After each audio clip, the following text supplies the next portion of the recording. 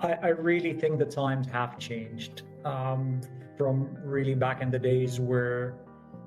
you could do things on a 5, 10 year basis, and you could have a strategic vision that you go through and execute, or a project that takes, I don't know, 4 or 5 years,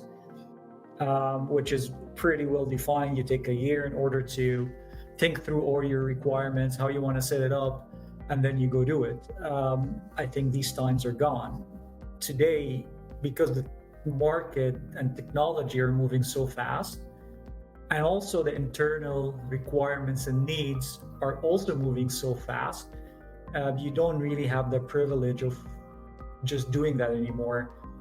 So there's a certain agility that is required in all the decisions that you're making, and uh, this bias for actually being flexible and how you're carrying out the projects. And that ultimately for me means, one, fail and fail fast if you have to, and don't really do it over 2 3 years. Do it over a week or two at this case, and if you can get that right, you can at least get the first part of knowing is it the right direction or not. um, and the second part that I would mention would be in getting, let's say, the alignments and getting the right, because this atmosphere creates a certain degree of skepticism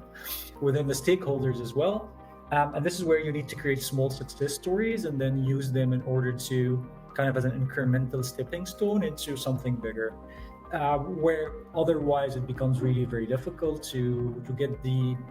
backwind that you need in order to execute things.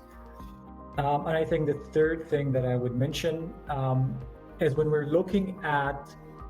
all of these executions that we are doing um,